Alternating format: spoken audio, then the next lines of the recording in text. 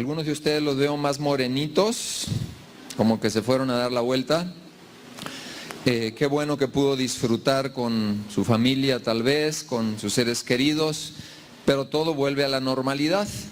Y en esta tarde vamos a estar abriendo la palabra. Vaya conmigo, la palabra de Dios. Levánteme su Biblia, si la trajo, póngala en el alto. Usted y yo tenemos que ser personas que usamos, que leemos. Y hay Biblias electrónicas. Usted me puede levantar su celular. Espero que no sea un chat lo que tiene ahí, ¿verdad? Que sea la palabra. Sin la palabra de Dios nosotros podemos tener religión y a veces religiosidad, pero Dios quiere que la vida del creyente sea una vida de transformación. Vamos a ir al libro de Hechos, capítulo 1. Vamos a leer algunas porciones ahí.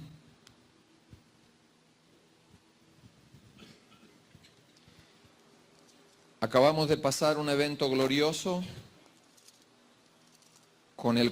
sin el cual no habría cristianismo, y es la resurrección de nuestro Señor Jesucristo. Vaya conmigo al libro de los Hechos, que dicho sea de paso es el libro de usted. Es el único libro del Nuevo Testamento que no tiene la palabra final, que diga amén, porque no está cerrado. Dios espera los hechos suyos, los hechos míos en esta tierra. Y vamos a darle lectura a Hechos 1, del 1 al 5. Dice así la palabra del Señor. En el primer tratado, oh Teófilo, hablé acerca de todas las cosas que Jesús comenzó a hacer y a enseñar. Está hablando directamente el Espíritu Santo. Dice, hasta el día en que fue recibido arriba, hasta el día en que Jesús ascendió al cielo. Después de haber dado mandamientos por el Espíritu Santo a los apóstoles que había escogido, a quienes también después de haber padecido se presentó vivo con muchas pruebas indubitables, apareciéndoseles durante 40 días. ¿Cuántos días? Durante 40 días, y hablándoles acerca de ¿qué cosa? Del reino de Dios, y estando juntos les mandó que no se fuesen a Jerusalén, sino que esperasen la promesa del Padre, la cual les dijo, oísteis de mí. Porque Juan ciertamente bautizó con agua, mas vosotros seréis bautizados con el Espíritu Santo dentro de no muchos días. Vamos a pasar la primera lámina, si me ayudan. Quiero tocar un tema que no ha sido tocado o a veces es ignorado. Y le he titulado de esa manera, los 40 días ignorados de Jesús. A lo mejor usted ha escuchado mensajes de esos 40 días donde Él se manifestó, donde Él, después de la resurrección, se presenta físicamente porque tenía un propósito. Estos 40 días no son casualidad. Estos 40 días no están ahí fortuitamente, sino que tenían y tienen y tuvieron un propósito en aquel tiempo. El recordarlos ahora tendrán un propósito para nosotros, una enseñanza para nosotros también. Así que esos 40 días ignorados de Jesús comprendieron entre el día de su resurrección hasta el día de su ascenso, hasta el día donde Él fue levantado y llevado a la diestra del Padre. Y le pregunto, ¿por qué Jesús tendría que quedarse 40 días después de su triunfante resurrección? ¿Por qué Jesús tendría que quedarse después de una victoria tan poderosa, tan impresionante y de tanta fuerza? Porque tuvo una fuerza tremenda, cambió la historia, cambió e inició el cristianismo. ¿Por qué habría de quedarse?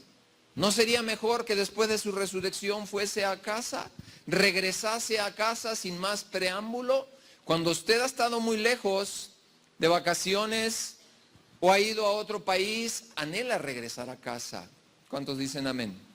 Usted quiere regresar, quiere estar en casa. Así que Él mostró su gran victoria. No fue un accidente, fue algo intencional. Y quiero que piense por un momento cómo estaban los discípulos, cuál era la sensación, cuál era la condición de los discípulos cuando Él muere. Ellos estaban desalentados, diga conmigo, desalentados. Ellos estaban tristes, ellos estaban conmocionados, había un trauma en su mente, en su corazón. Su rey se había ido de ellos. Y ellos no podían comprender, ellos no podían entender que ese Dios que les había prometido que estaría con ustedes, no se había ido. Para ellos lo habían perdido, diga conmigo, lo habían perdido. Físicamente lo habían perdido, emocionalmente lo habían perdido y ellos pensaban que espiritualmente también lo habían perdido. ¿Qué sucede cuando un ser querido nuestro, Dios lo llama a la presencia? Usted y yo lo hemos perdido. Y lo hemos perdido para siempre físicamente en un sentido. Pero aquí estamos enfrente de un hecho, aquí estamos enfrente de una situación inédita. No había sido editado algo similar donde alguien que había prometido que resucitaría, ahora, en este momento, se les presenta. No por un día, sino por 40 días se manifiesta Jesús, el que había prometido vencer a la muerte, el que había traído promesa a ellos que habría de venir el reino de los cielos a esta tierra y que tenía promesa para usarlos. Así que ahora ellos estaban en una fase de duelo. ¿En una fase de qué? De duelo, de tristeza y de desaliento. Algunos de ellos eran pescadores. Había sido tanto el desaliento que ahora ellos querían regresar ¿a dónde? A las redes. Pensaron, este asunto con el maestro ya se terminó, ya se acabó. No hay esperanza en lo que habíamos escuchado. El ánimo, el aliento, los milagros, las maravillas, tanto, pero tanto que nos dio el Señor, hasta aquí ha terminado. Esa era la condición. Ellos estaban desanimados como a veces usted y yo nos desanimamos. Estaban desalentados, estaban confundidos, no sabían qué hacer con sus vidas. El impacto había sido demasiado devastador. ¿Ha tenido usted impactos emocionales? ¿Ha tenido pérdidas? Y no hablo solo de pérdidas económicas. ¿Ha tenido pérdidas emocionales? Yo le pregunto, ¿ellos tuvieron una gran pérdida emocional? María Magdalena, la otra María, los discípulos realmente lo amaban entrañablemente al Señor Jesús. En 3 años había conquistado el corazón de ellos. Había entrelazado amistades, había amistades que se habían entrelazado. Y obviamente él estaba muerto por una muerte atroz, por una muerte que no merecía, por una muerte que ellos no podían concebir, que el Hijo de Dios, su amigo, su maestro, tuviera que haber muerto de esa manera. Entonces, tenemos que poner esto como plataforma porque necesitamos entender la condición emocional que ellos encontraban. Ellos estaban devastados. Y esto tiene que ver con tal vez algunas cosas que tú y yo hayamos vivido, estemos viviendo o posiblemente vivamos en el futuro. Por eso predicar sobre estos 40 días ignorados, y digo ignorados porque yo, a lo mejor usted sí, ha escuchado una predicación, a lo mejor Camino a Emaús, algunas otras predicaciones aisladas porque tienen una aplicación. Pero sobre estos 40 días ignorados, a veces no hemos escuchado mucho. Fueron planeados porque había necesidades todavía que cubrir en el corazón de los discípulos. Había que establecer algunas cosas en ellos que estaremos viendo en esta tarde que era tan importante. En lo que leímos en el verso 2 dice, y hasta el día que fue recibido arriba, después de haber dado mandamientos por el Espíritu Santo a los apóstoles que había escogido. Usted puede subrayar porque esa fue una de los propósitos que tuvo Jesús después de haber dado mandamientos. Dice, enseguida dice, se presentó vivo con pruebas indubitables y les habló acerca de ¿qué? Del reino de Dios. Su llegada trajo el reino, no podía dejar de afirmarles a lo que él había venido. Ya ahora estaba resucitado, les había hablado en vida física, ahora tenía vida espiritualmente hablando, y les vuelve a hablar en el verso 3, apareciéndoseles durante 40 días, hablándoles acerca del reino de Dios. Y estando juntos les mandó que no se fuesen, sino que esperasen la promesa. Y en el verso 5 les habla acerca de que serían bautizados. Así que, en primer lugar, en estos 40 días, él se tuvo que quedar porque tenía que alentar sus corazones, como la vida suya y la vida mía. Ellos eran personas emocionables y emocionales también, las dos cosas. Y usted y yo somos vulnerables en nuestra vida emocional, ¿sí o no? ¿Es vulnerable usted en su vida emocional? Claro, usted y yo podemos ser devastados, tirados al suelo. Si esa parte de nuestra vida no logra estabilizarse, no logra tener el ancla, el soporte adecuado, usted y yo podemos, como se dice en México, tirar la toalla y el toallero y lo que esté cerca. Mucha gente se desanima y se desalienta. A veces en el reino de Dios, en la iglesia, en el cuerpo de Cristo, nos encontramos gente desalentada. Y con justa razón. Estos hombres habían vivido muy de cerca todo lo impactante de los milagros, de la unción y del poder de Dios. Sin embargo, estaban ahora desalentados. ¿Tiene de usted derecho de desalentarse? ¿Sí o no? Pero no tiene derecho de quedarse ahí.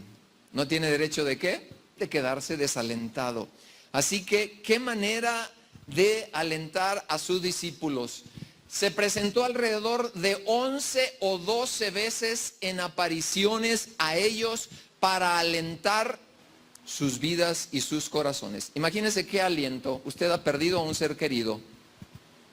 ¿Y qué cree? Se le presenta. Pues no sé si se iba a alentar o se iba a asustar, porque el impacto sin duda que sería muy, muy fuerte. Aquí está uno de los propósitos por los cuales Jesús no debería de irse todavía. La condición emocional, es decir, ellos tenían suficientes elementos de conocimiento y de experiencia y de vivencia que habían tenido con Jesús para creer en Él. Pero la parte emocional, el trauma, el golpe que se les había asestado en sus corazones, se les había pegado en sus corazones, no los tenía estables como algunos de ustedes. Usted y yo somos vulnerables en lo emocional. Yo le pregunto, ¿ha recibido golpes usted en su vida emocional? ¿Cómo está? ¿Cómo está? Quiero decirle que así como el Señor tuvo cuidado de ellos, le digo una cosa, tiene cuidado de usted. Muchas ocasiones nosotros recibimos golpes emocionales y es cierto que vamos con el Señor, pero a veces necesitamos algo más. A veces necesitamos el cariño, el afecto, el amor de Dios a través de la familia de la fe. La comprensión, el entendimiento, el que nos den la mano para levantarnos, lo necesitamos. Yo le pregunto, ¿lo necesitarían ellos, los discípulos? ¿Entiende ahora por qué Jesús vino y se apareció? Porque era necesaria el área emocional verdaderamente ahora afirmada por Él, establecida en una condición donde lo que habría que creer y habría que compartir era bastante desafiante, pero era necesario que ellos fueran convencidos. Le pregunto una cosa, ¿tendrían un reto que les rebasaba a ellos, a los discípulos? Sin duda que tenían un reto muy grande. Mire, estaban en la primera etapa. La primera etapa era que ellos verdaderamente se recuperaran emocionalmente y no solamente ellos tenían que estar convencidos, porque les da una tarea y les dice, ellos iban a tener que convencer a otros. ¿Qué ánimo le puede dar un desalentado a usted? Pues ahí la llevo, pastor, poco a poco. A veces me levanto y no me quiero parar, no quiero ir a trabajar. O nada más yo me he desalentado alguna vez. ¿Ustedes no se desalientan? usted y yo tenemos un área muy especial en la vida emocional. Aquí nos encontramos a un Dios todopoderoso, Jesús, teniendo cuidado de ir a las áreas vulnerables de sus discípulos. Así que suministró pruebas sólidas. Por eso dice la palabra que se presentó con pruebas que no trajeran dudas. Pruebas son evidencias tan claras como el agua para que nadie tenga duda alguna. Se les presentó con pruebas indubitables y se les aparece vez tras vez, tras vez, tras vez, tras vez. Y aquí encontramos a Jesús con un método que es el método de repetición en la educación, que es muy importante. La repetición es tan importante en el aprendizaje. Y ahí lo encontramos a Jesús ejerciendo el método repetitivo. Se les apareció una vez, se les apareció otra vez, otra vez, otra vez, porque no habrían de tener ellos en sus corazones duda alguna de que Él era y se había manifestado. ¿Cuántos de ustedes esta tarde necesitarán ánimo porque están desanimados? Yo no lo sé. ¿Cuántos de ustedes, como dice la canción, cansado del camino, van cansados en el camino de la fe? Dios quiere refrescar tu corazón esta tarde. Quiere traer agua fresca a tu vida. Me llama tanto la atención el corazón paternal de Dios que tuvo cuidado por la vida emocional de ellos. No solo la vida espiritual es importante, su vida emocional es importante. Aquí Jesús se detuvo para reparar algo. Algunos de ustedes han venido caminando por muchos años con su vida emocional dañada, afectada, dolida. Y quiero que sepas, y te traigo esta palabra, porque el Señor tuvo cuidado de ellos, y te lo vuelvo a repetir, hoy día tiene cuidado ¿de quién? Diga, tiene cuidado de mí. Se había perdido, lo habían perdido ellos. Pero entonces el Señor Jesús se presenta cuando ellos no lo esperaban. Ellos se sentían desalentados, descobijados, solos, abandonados. ¿Y qué creen? El Señor estaba con él. Le aplicó algo a usted en su vida diaria. ¿Cuántas veces usted se ha sentido solo, desalentado, sin falta de respaldo, como el llanero solitario, y Jesús está ahí con usted? Yo le pregunto, ¿querría el Señor Jesús afirmar en sus vidas, afirmar en sus corazones que estaba con ellos, sí o no? ¿Lo hizo? Se presentó con María Magdalena, la primera. Vamos a ir ahí más adelante. Pruebas indubitables. No solo lo vieron, lo tocaron, hablaron con él, comieron pescado con él, le sirvió pez, le sirvió pan. Y esa parte es una parte muy emocionante porque es la parte donde él tuvo un contacto muy cercano con ellos. Con María Magdalena se presenta con ella y encontramos algo especial. Esta mujer era una mujer que tenía un amor entrañable por Jesús. Y ella lo trata de una manera muy singular. Acompáñeme a Mateo, déjeme ver si estoy en lo correcto.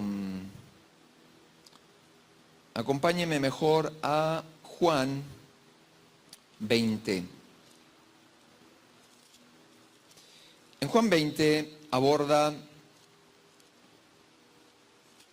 con toda precisión esta etapa de sus apariciones. Juan 20 dice la Escritura: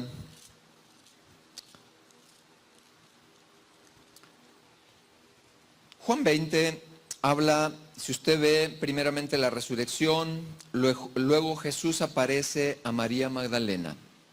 Acompáñeme en el verso 11. Dice, pero María estaba fuera llorando junto al sepulcro. La mujer estaba consternada. ¿Ha ido usted a algún sepelio? La mujer estaba devastada emocionalmente. Y mientras lloraba, ella se inclinó para mirar adentro de la cueva del sepulcro y vio dos ángeles ahí con vestiduras blancas, dos ángeles con vestiduras blancas que estaban sentados, el uno a la cabecera, el otro a los pies, donde el cuerpo de Jesús había sido puesto. Y le dijeron: mujer, ¿por qué lloras? Obviamente estaba llorando enfrente de los ángeles. Les dijo: porque se han llevado a mi Señor. Subraye la palabra mi. Esto habla en primera persona. Y yo quiero ver entre líneas aquí unas palabras cargadas de emoción, cargadas de dolor, cargadas de cariño, cargadas de amor. No está diciendo se llevaron el cuerpo del Señor. Está diciendo se llevaron el cuerpo ¿de quién? De mi Señor. Una relación entrañable, una relación sumamente cercana. Y dice: y no sé dónde le han puesto. Cuando había dicho esto, se volvió y vio ¿a quién? A Jesús, que estaba ahí, mas no sabía que él era. Esto sucedió en varios pasajes. Cuando iba camino de Emaús, se aparece Jesús, les pone un velo para que no se den cuenta que él es. Aquí encontramos el mismo procedimiento con María. Dice: mas no sabía que era Jesús. Y Jesús le dijo: mujer, ¿por qué lloras? Como si no supiera, ¿verdad? Mujer, ¿por qué lloras? Está apelando otra vez a lo que había en el corazón de esa mujer. Es como si te dijera Jesús: ¿por qué vienes a esta reunión los domingos? Pues se sabe que venimos a adorar a Dios. Pero el Señor quería saber lo que había en su corazón, cuánto lo amaba, cuánto lo quería. Lo mismo quiere Él cuando nosotros llegamos a este lugar o estamos en otro lugar en compañía de nuestros hermanos. Él quiere saber lo que hay en tu corazón y en el mío cuando nos reunimos a alabar y adorarle y a recibir la palabra de Dios. Le dice: ¿por qué lloras? ¿A quién buscas? Parecieran palabras irónicas, ¿verdad? Jesús diciéndole: ¿a quién buscas? Pues él estaba ahí enfrente. Le dice: ¿a quién buscas? Ella, pensando que era el que se dedicaba, el hortelano que se dedicaba a cuidar ese jardín, le dijo: Señor, si tú lo has llevado, dime dónde lo has puesto y yo lo llevaré. Quería cuidar del cuerpo de Jesús. Quería tener un cuidado, tal vez ungirlo, en fin. Y luego dice en el 16, Jesús le dijo con palabras de admiración: María. Palabras directitas al corazón de María. Es como si Él te hablara en esta tarde diciendo por tu nombre: Juan, Pedro. Directas al corazón. Porque Jesús ya había visto ese corazón cargado de afecto, lo había visto acercarse, lo había visto, había visto el interés. Esta mujer no solo tuvo interés cuando Él estaba vivo, tenía interés de ahora después de muerto. Qué importante. Sabes, el compromiso con el tiempo se diluye, usted y yo lo sabemos. Qué importante cuando un corazón es tocado por Jesús verdaderamente. El compromiso no se diluirá con el paso de los años. El compromiso estará ahí. Aquí encontramos un ejemplo de esta mujer, de su compromiso. ¿Quién sabía si ella perdía compromiso? Al fin y al cabo, el Señor Jesús ya se había muerto. Pero ahora está ahí en la tumba y el compromiso del corazón no se ha bajado, sigue igual, su cariño, su afecto. ¿Cuánto baja el compromiso en el matrimonio? Con los padres cuando ya están grandes y les tienes que bendecir, porque ellos ya han llegado a una edad donde no pueden trabajar. Esto aplica a nuestra vida hoy, este día, y aquí hay enseñanzas en la palabra de Dios. Nuestro compromiso no debe de bajar. Honra a papá, honra a mamá y te irá bien en la vida. Es el consejo de Dios para ti. Y seguimos adelante, dice, le dijo María, y volviéndose ella, le dijo Raboni, que quiere decir maestro. Y Jesús le dijo, no me toques porque aún no he subido a mi Padre, mas ve a mis hermanos y dile: subo a mi Padre y a vuestro Padre, a mi Dios y a vuestro Dios. Y fue entonces María Magdalena para dar a los discípulos las nuevas de que había visto al Señor y que Él le había dicho estas cosas. Qué impresionante. Le dice, ve, lleva lo que has visto, llévalo a los discípulos. Tenemos otra aparición ahí fuerte enseguida, en el verso 19, apenas enseguida. Jesús se aparece ¿a quién? Aquí Jesús se aparece a sus discípulos.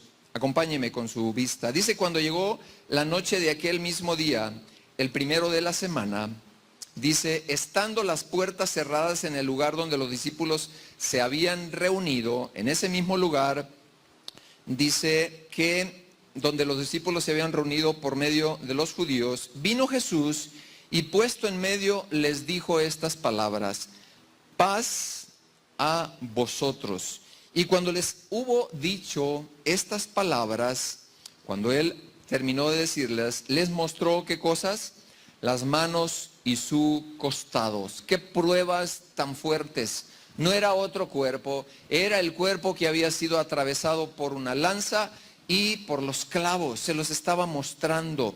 Entonces les dijo a ellos, en el verso 20, les mostró el costado y los discípulos se regocijaron viendo al Señor. 21. Entonces Jesús les dijo otra vez, paz a vosotros. ¿Por qué? Porque tenían una situación, estaban turbados, estaban confundidos, estaban en una condición que no era la condición emocional adecuada. Otra vez Jesús supliendo una necesidad en la vida emocional de ellos. Les dice, tengan paz, no pasa nada. Este asunto está bajo control. Les dice entonces, paz sobre vosotros, así también yo os envío como me envió el Padre. Les dio una instrucción muy clara. Y habiendo dicho esto, sopló y les dijo, recibid el Espíritu Santo. Y ahí vemos a Jesús dándoles instrucciones muy, pero muy precisas.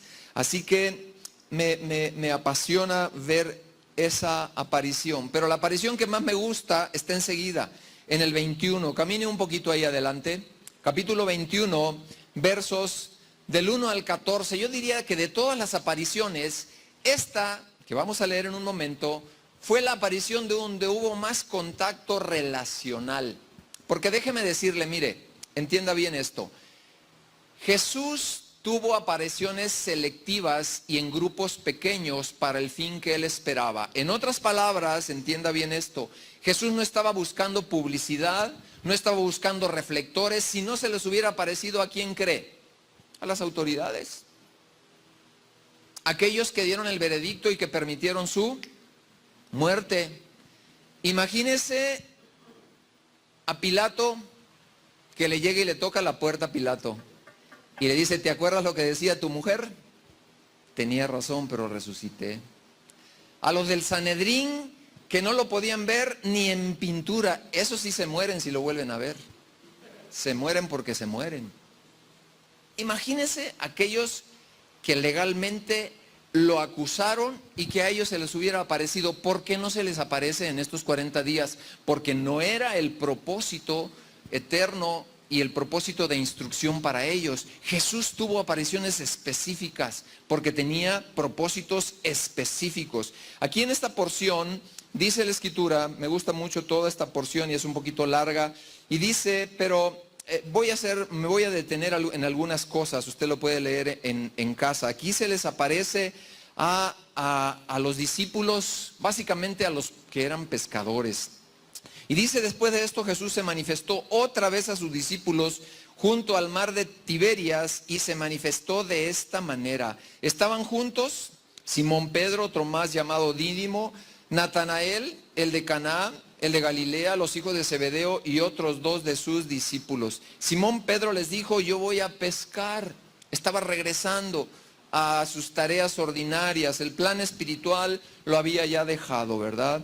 Entonces ellos les dijeron, vamos nosotros también contigo, te vamos a acompañar. Y fueron y entraron en una barca y aquella noche no pescaron absolutamente nada. Y si usted brinca al verso 6, ahí encontramos algo especial. Dice en el verso 6, Bueno, desde antes estaba ya amaneciendo en el verso 4 y se presentó Jesús. ¿En dónde? En la playa. Mas los discípulos no lo sabían. Y en el verso 5 les dijo desde lejos, les gritó, ¿verdad? Si tenían algo de comer. ¿Tienes algo de comer? Y ellos respondieron no. En el verso 6, Él les dijo echarla de... Mire el ir y venir de esta comunicación. Hay una comunicación muy clara. Jesús otra vez viendo que tenían ellos necesidad. ¿Habían pescado sí o no? No habían pescado absolutamente. ¿Te puedes identificar en la frustración cuando tienes proyectos que se abortan? Cuando tienes planes tal vez en tu vida económica, en tu empresa, en el lugar donde te desarrollas, con tus estudios, terminas tu carrera y no encuentras trabajo. Aquí encontramos que Jesús vio una necesidad. ¿Qué cosa vio Jesús? Una necesidad. Y usted y yo tenemos necesidades todos los días. ¿Qué hizo Jesús? Aquí encontramos a Jesús dando instrucciones para la provisión de qué cosa, de la necesidad. Les dice ahora vas a echar la red, ¿en dónde? Al lado contrario. Y aquí hay una enseñanza para ti y para mí. ¿Cuántas veces nosotros en la vida vamos caminando por un lado y hemos invertido tiempo pensando que el camino es por ahí, de tu negocio, de tu empresa, de lo que vas a emprender, y nunca se te ha antojado, en primer lugar, decirle al Señor Jesús, ¿qué te parece este plan? ¿Qué te parece esta carrera que voy a estudiar? Es que es la de moda, ¿verdad? Y todo el mundo quiere estudiar la carrera de moda. Y yo te digo, ¿te habrá hecho el Señor Jesús del montón? ¿A dónde va Vicente? Pues a donde va toda la gente, pastor. Pues Dios no te hizo como Vicente. Espero que no haya ningún Vicente aquí. Y si no, perdóneme, no estoy hablando de usted. Entonces el Señor te hizo individual. Aquí vemos cómo Dios trata con la frustración del corazón de ellos. Yo les pregunto, ¿estarían cansados estos hombres? ¿Sí o no? ¿Has tenido problemas que no le has encontrado hasta el día de hoy? ¿De una relación? ¿De un corazón lastimado?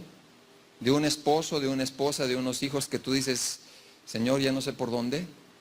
Dios trató con la frustración de ellos. Y Él quiere alentar tu corazón esta tarde, por eso te ha traído. Les dice ahora, ya no le vas a dar por donde tú has pensado. ¿Cuántos años llevas dándole por el rumbo donde solo tú has pensado? Ahora yo tengo una instrucción específica para tu vida. Tengo una instrucción especial, pero requiere que tu voluntad la hagas un poquito más maleable, en el sentido de que yo pueda trabajar con ella y con las decisiones que tú tomas, porque es posible que usted y yo tomemos decisiones donde Jesús no aparece en el escenario. ¿Cuántos de nosotros hemos tomado decisiones erróneas? Cada uno de nosotros hemos tomado decisiones erróneas. Y lo que es más, ellos eran pescadores, escúcheme bien, sabían dónde pescar, pero les había ahora fallado. ¿Por qué? Porque Dios quiere mostrarte que tú sin Él no podrás llegar muy lejos. Usted y yo, sin el consejo, sin la dirección de Jesús, no llegaremos muy lejos. ¿Cuánta precipitación tenemos cuando tomamos decisiones pensando en nuestras propias capacidades, pensando en nuestros propios recursos, pensando en nuestra propia manera de decidir? Y Dios dice, ya llegó el punto donde espero que empieces a considerarme de que no es tu manera, es la manera que yo he preparado y tengo preparada. Entonces le da instrucciones para que la red vaya a la derecha. En el verso 7, mire la conexión emocional tan fuerte de Pedro con el Señor Jesús. Dice la Escritura que andaba pescando, se había quitado de encima sus vestiduras. El hombre sin duda andaba desnudo pescando. Y escucha y se da cuenta y reconoce que Jesús está en la playa. Se ciñe y se tira al mar a nadar porque quería llegar ¿con quién? Con su Señor. Vea usted el compromiso y la conexión emocional que había en la vida de Pedro. No era cualquier hombre, aunque había sido inconstante, él tenía claro que su Señor significaba mucho para él. Él se tira al mar por llegar hasta donde él estaba. Y los versos 9 y 10 nos hablan, lo vieron al descender de tierra. Vieron que el Señor Jesús había colocado ¿qué cosas? Había hecho brasas. y había colocado unos peces ahí. Te quiero llevar a una reflexión. ¿Es posible que el Señor esté colocando peces, brasas y provisión y todavía tú no llegas ahí? Pero tienes que tener fe que eso llegará. Tienes que tener fe en tu corazón que el Señor Jesús tiene preparada la necesidad que tú tienes. ¿Me entiende por qué Jesús no se podía ir? ¿Me entiende por qué Jesús tenía que manifestarse a ellos por 40 días? Por 40 días Él vino a construirles la fe que se había apagado en ellos. Les coloca esta provisión material, les coloca enfrente a ellos la provisión necesaria, lo que ellos necesitaban. ¿Cuántos de ustedes están esperando un milagro de Jesús? Es posible que Él ya haya prendido fuego, esté colocando ahí la provisión para que tú no dudes y digas: Señor, yo creo que tú tienes eso. De mi parte, mi corazón es entrañable por ti. Ellos tenían un corazón entrañable, que no se enfríe nuestro corazón por Él. Luego aparece a más de 500 personas que le vieron al mismo tiempo. No solo eso, sino que Él establece convicciones especiales para que no tuvieran duda, para que se sintieran ellos comprometidos, y les da algo más que alentar su corazón. Ellos, si me ayudan desde la parte de la máquina, porque no da, ellos tendrían que dar un paso, porque Jesús tenía instrucciones para darles. Si alguien me apoya con la siguiente diapositiva, por favor. En segundo lugar, tenía que estar con ellos para darles instrucciones muy valiosas. Ellos tenían que darle instrucciones. El Señor Jesús tenía que instruirles. Y ya leímos parte en Hechos 1:4. Dice: tenían que esperar la promesa del Padre. Yo le pregunto a usted, ¿cuántos de ustedes están esperando alguna promesa de Dios cumplirse? Él se la recordó. Él les recordó que esa promesa habría de venir, y tenían que tomar esta instrucción de ir al lugar indicado para que la promesa viniera. Y esto de ir al lugar indicado aplica con nosotros también. Hay un lugar indicado donde usted y yo podemos permitir que la promesa llegue. Se llama obediencia, se llama su presencia. ¿Cuántas veces nosotros, amados hermanos, estamos esperando una promesa que nosotros mismos podemos estar retrasando? ¿Usted puede entender eso? ¿Que usted y yo podemos demorar algunas promesas? ¿Sí o no? ¿Se acuerda cuando llama a Jonás y le dice: te me vas a ir a Nínive? Y Jonás dice: ¿cuál Nínive? Yo me voy a ir pero para otro lado. Y agarra un transbordador de esos Princes. No era de esos. Pero él piensa que se salía con la suya. Diga conmigo: estaba demorando el plan de Dios. Lo estaba demorando. Pudo haber llegado antes y sin menos aflicciones. Amada iglesia, benditos de mi Padre, porque esos son ustedes, si le aman. ¿Cuántas veces nosotros demoramos el plan de Dios porque tenemos planes más importantes en nuestra agenda que lo que Él quiere? ¿Cuántas veces te ha hablado el Señor de restaurar tu matrimonio, de encontrarle solución a los problemas que tal vez estás teniendo o has tenido? Y dices: no, yo con esto puedo. Espérate tantito. El Señor quiere ayudarte con tus hijos, con tu economía, porque nadie nos enseña muchas veces a ser buenos administradores. Y le andamos batallando y batallando. Aquí el Señor Jesús les dice: tengo promesa, pero había una condición: que se fueran a ese lugar. Hay promesas que tienen condiciones, hay otras que no tienen tanta condición, son muy genéricas. Pero el Señor esta tarde te trajo porque Él te quiere dar, ¿qué? Instrucciones valiosas. Usted me dirá: yo eso ya lo sé. Les dio instrucciones de que llevaran a cabo la gran comisión, les dio instrucciones de que recibieran el poder del Espíritu Santo, de que fueran a un lugar. Es muy probable que usted conozca todo eso. Déjeme decirle que hay instrucciones específicas para su vida, en el lugar donde usted está, en la etapa de su vida a la que usted ha llegado, la condición. Tal vez usted es un padre que está educando hijos. Y Dios quiere darle instrucciones específicas de lo que dice la palabra de Dios de cómo educar a los hijos. Es un abuelo. Muchos abuelos dicen, pues es que yo a estas alturas yo ya no le veo mucho propósito. Sabes que eres una riqueza enorme caminando para tus nietos y para tu familia. Cuando tú puedes bendecir a tus generaciones venideras a través de la palabra de Dios, a través de la instrucción. Tal vez estás en un punto donde has esperado un marido por muchos años y tal vez no llega, o una esposa o un esposo, y tal vez no llega. Bueno sería que consultáramos la palabra y decir, bueno, ¿qué estoy haciendo? ¿Estoy pidiendo conforme al plan y al propósito de Dios? ¿O pido solamente bajo mi óptica, o en mi apariencia? ¿Has pedido por un mejor trabajo, por una mejor situación?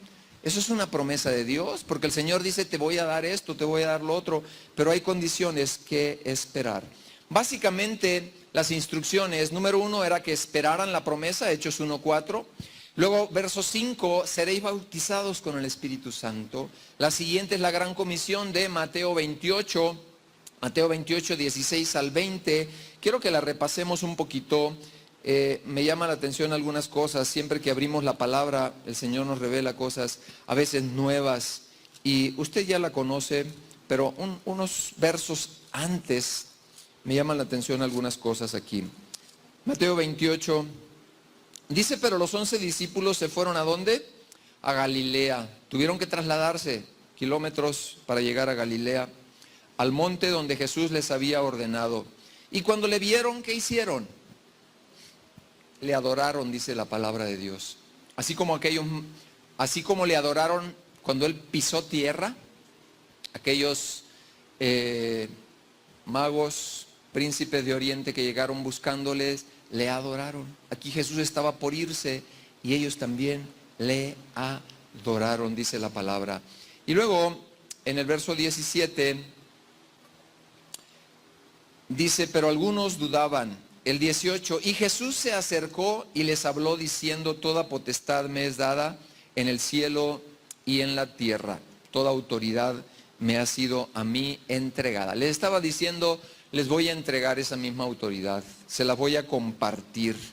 Y les dice, se las comparto para que hagan esto, vayan, id y haced discípulos a todas las naciones, bautizándolos en el nombre del Padre, del Hijo y del Espíritu Santo, enseñándoles que guarden todas las cosas que os he mandado. Y he aquí, yo estoy con vosotros todos los días, ¿hasta dónde? Hasta el fin del mundo. Está aquí estableciéndoles muy claro que ellos tenían una misión y que ellos eran valiosos. Diga conmigo, yo soy valioso. En el plan global de Dios, Él invierte y siempre lo que Él toca lo hace valioso, ¿sabía usted? Lo que Él toca lo convierte en algo sumamente valioso. Un diamante, pues en bruto es bruto. Como algunos nos agarró así, medios brutos. Pero después de pulirnos, el carbón, ese carbón llevado a temperaturas increíbles, se convierte en un cristal preciosísimo con alto precio y alto valor una vez que es trabajado. Y usted y yo estamos siendo trabajados por el Espíritu Santo. No me cansaré en las veces que me sea posible decirle que usted y yo somos una obra en construcción. ¿Una obra en qué? No los escucho. ¿Una obra en qué? ¿Y por qué somos una obra en construcción? Porque todavía el Señor está trabajando en su vida y en la mía. Aquí no se trata de ser pastor o de tener alguna función en la iglesia. Él trabaja igual, nos fragua, nos pule, nos pone ahí una lija tan especial para lijar nuestra vida. Yo no sé si usted alguna vez escuchó la historia de pues es como una fábula de la carpintería. Aquí tenemos un carpintero muy bueno, nuestro hermano Miguel. Él le sabe muy bien a la carpintería. ¿Cuántos conocen a Miguel? 2, 3. Levanta tu mano, Miguel. Ese hombre es Miguel y es un buen carpintero. En la carpintería usted va a usar serrucho para cortar. Y luego en la iglesia, en el pueblo de Dios, se va a encontrar hermanos que son serruchos, que cortan cabezas sin anestesia. Toscos, bruscos, entrometidos a veces, donde no se les llama, o impacientes. Luego va a encontrar otros que son atornilladores como el desarmador de cruz, que ajustan y aprietan. Y a veces no queremos esos tratos. Hay otros que son como martillos, que no nos queremos acercar a ellos. En otras palabras, usted y yo estamos siendo siempre trabajados por el Espíritu Santo. ¿De qué sirven muchos milagros y prodigios si el carácter en la vida del creyente sigue siendo el mismo? Yo no estoy en contra que el Espíritu Santo se manifieste y usted sea derribado por el Espíritu Santo, y aquí lo hemos visto. Lo que estoy en contra es que usted se levante y siga igual su vida, porque no puede ser. Si el Espíritu Santo toca su vida, es necesario que haya una palabra que se llama transformación. El cristianismo sin transformación nos quedamos en el mismo lugar. Ok, había instrucciones valiosas para ellos. En tercer lugar, si me cambian la diapositiva, por favor. En tercer lugar, no solamente quiso alentar sus vidas, en tercer lugar, los preparó para el futuro. ¿Los preparó para qué?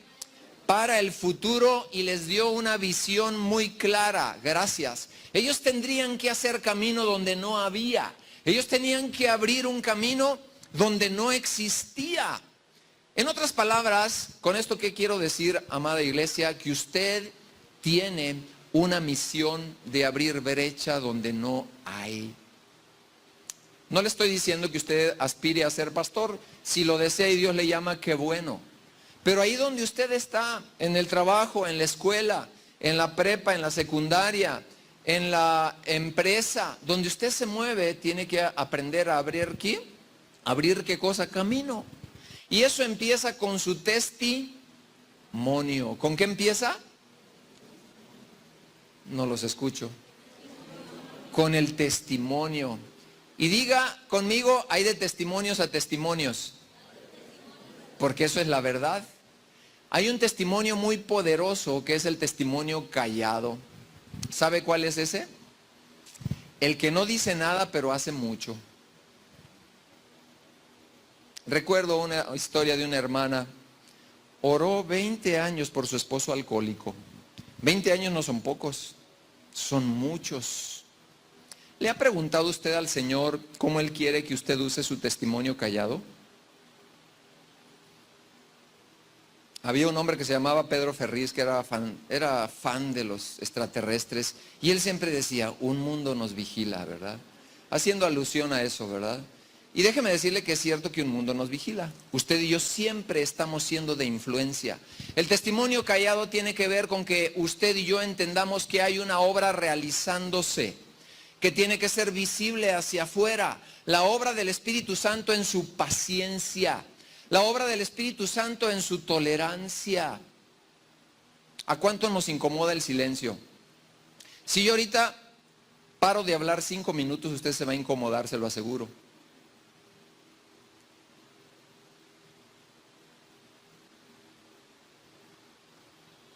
Porque estamos acostumbrados a hablar y a querer las cosas rápidas. Él tenía que darles instrucciones, pero era necesario que ellos pudieran recibirlas. ¿Cuántas instrucciones el Señor ha pretendido dar a tu corazón y tal vez no hemos tenido la sintonía? Tal vez no hemos tenido la sensibilidad en el corazón de decirle, Jesús, me has hablado vez tras vez sobre este asunto y tal vez lo he puesto a un lado, a un lugar. ¿Cuántos vienen de familias donde tú eres de los primeros cristianos? Levántame la mano. Muchas, muchas. Tal vez tus padres o tú fueron de las personas que abrieron brecha. Pero sabes, el Señor está esperando que tú sigas siendo el camino, el conducto para llevarlos al camino que es Jesús. Termino diciendo lo siguiente. Le pregunto, ¿estos 40 días ignorados de Jesús tendrían razón de ser o no tendrían razón de ser? Ahora nosotros entendemos.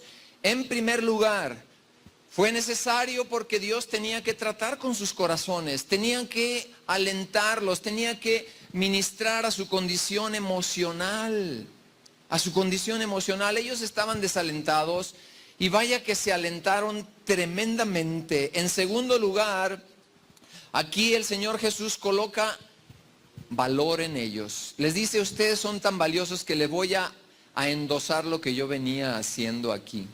En otras palabras, ustedes van a ser mis representantes. Ustedes van a representarme en esta tierra y lo que yo voy a hacer es, en esta tierra, en años venideros, tiene que ver con ustedes. Así que ellos tomaron ese reto, ellos tomaron ese desafío. Por último, ellos tenían que ser preparados. Le mencioné hace un momento, ¿cuántas veces usted se ha sentido que Dios no está con usted? Igualitos, de la misma manera que los apóstoles, nos encontramos enfrentando situaciones donde pensamos que el Señor se ha esfumado. Yo le pregunto, ¿estaba con ellos sí o no esos 40 días? Me refiero físicamente. Sí estaba.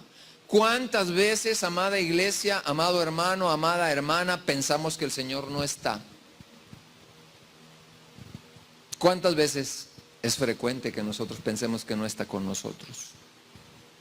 Él está y te ha traído, número uno, para alentarte.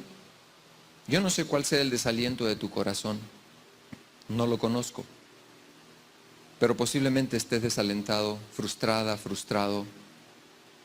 Él quiere alentar tu corazón y decirte que Él está contigo. Te lleva a otro punto donde tú eres valiosa para Él. En una familia, por más grande que sea la familia, la mamá siempre va a tener ¿qué? Un corazón para cada uno de sus hijos y el padre también. Él te recuerda que tú eres valioso. Hay cosas que Dios quiere que tú hagas en esta tierra a través de Él. Y Él te dice, yo estoy contigo, yo no te he dejado, yo no te voy a dejar. Vamos a ver de nuevo el video que vimos hace un momento, los que llegaron temprano, y al final una canción que vamos a cantar todos. Si me pueden correr este video, por favor.